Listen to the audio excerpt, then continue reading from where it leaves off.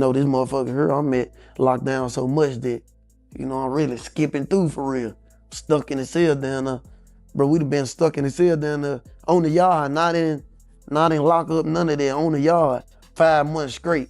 No commissary, no kitchen. Y'all can't go nowhere. Man, no commissary, no kitchen. You was going crazy in that motherfucker. Yeah, I went crazy. How long you went crazy? I got down bologna sounds and shit like that. You just went crazy. You was like, man, this shit ain't. Yeah, man, cause that shit hard. No commissary, no kitchen. You can throw me in the cell with my tablet, that music. Man, $1,000 worth of commissary, I'm straight. I'm gonna be around eating, you know what I'm saying? Anyway, I'm working on my crowd writing and damn, y'all ain't gonna feed us. We can't come out this motherfucker. We can't shower. I can't talk to my people. 5 months. The bitch that got pregnant and had the baby by then. You know what I'm saying? Just on some real shit. She moved on. Well, he's What's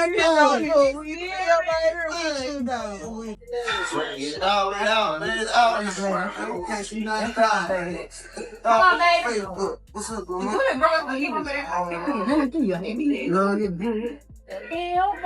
You tell me it look good. Yeah, it look good. Cut it out. You don't like dreads. I'm gonna cut it off. Okay. Thank you. Thank you, baby.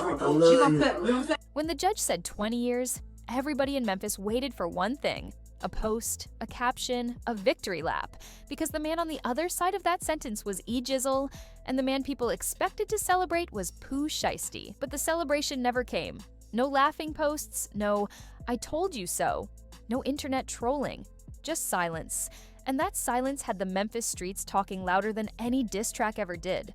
To understand why that reaction mattered, you have to go all the way back to where this really started. Before the fame, before the plaques, before the federal cases, before the songs the whole world heard, back when this was just South Memphis and North Memphis tension that had been brewing for years. He came up on the south side, Choppa Gang, a household where music and street survival lived side by side. His father, Mob Boss, had a local music presence, so Shiesty grew up with rhythm in his ears and pressure in his environment. In South Memphis, you learned fast, adapt or fall behind. E-Jizzle came from the north side. Different neighborhood, different crew, same city, same reality. North and South Memphis have had generational tension long before rap ever entered the picture. Crews, blocks, and reputations passed down like family traditions. Here's what makes this deeper. They knew each other before the world knew their names. Same schools, same city, same circles. But knowing someone in Memphis doesn't mean you're cool with them. It just means you're aware of who they are. Then music happened. On November 6th, 2020, the same day King Von was killed in Atlanta and Lil Durk dropped Back in Blood. That record wasn't just a hit, and it sounded like a message. The lyrics were interpreted in Memphis as direct shots connected to an alleged robbery involving guns and rival crews. Whether exaggerated for music or rooted in reality, the streets heard it loud and clear, and the country did too. The song exploded. Hundreds of millions of streams, radio play, mainstream attention. He went from local street rapper to national name almost overnight after signing with Gucci Mane's 1017 label. But when you turn local tension into a global anthem, the response doesn't stay local. E-Jizzle answered. He dropped a remix, then more diss records, interviews explaining his side, videos wearing symbols that made it clear this wasn't rap marketing. This was personal. One diss turned into two turned into rumors. Rumors turned into reports of shootings and retaliation. Social media poured gasoline on everything. Clips spread, fans picked sides, blogs amplified every move. What started as lyrics turned into real-life consequences for people in both circles. And while this back and forth was heating up, something else was closing in on Pooh Shiesty from a different direction: law enforcement. In late 2020, an incident in Bay Harbor Islands, Florida, put him under a microscope. Then, in 2021, a situation at Miami's King of Diamonds Club made things worse. Investigations stacked up, charges followed, federal charges. In January 2023, Pooh Shiesty accepted a plea deal and was sentenced to 63 months, a little over 5 years. With time served and good behavior, he ended up doing roughly 2 years before being released in late 2025. While he was inside, the streets outside didn't stop moving. E-Jizzle was still active, still rapping, still connected to the tension that never really cooled off. Then the system caught up with him too. In 2024, E-Jizzle was sentenced to 20 years on attempted murder charges connected to ongoing street conflict. At just 23 years old, his future changed in a single courtroom moment. Release projected sometime in the 2040s. And that's the moment everyone watched for Pooh Shiesty's reaction. Because he had just come home, people expected trolling, mocking, celebration. Instead, nothing. And that's where this story flips. To someone outside this world, you'd think, your rival just got 20 years. That's a win. But in old street mentality, that's not how it feels. When the system takes your rival off the board, it doesn't feel like victory. It feels unfinished, like somebody else stepped into a fight that was never settled. No pride, no satisfaction, just an empty ending. Imagine playing a championship game and the other team gets disqualified before the final whistle. You technically win, but it doesn't feel like you proved anything. That's the mindset people in Memphis started talking about. Pooh didn't celebrate because to him, there was nothing to celebrate. This wasn't I won, this was the government ended it. And that reveals something deeper than beef. It shows how rap fame and street politics collide in ways nobody can control once they start mixing. Both of these artists had talent. Pooh Shiesty made it to mainstream success with platinum records and collaborations.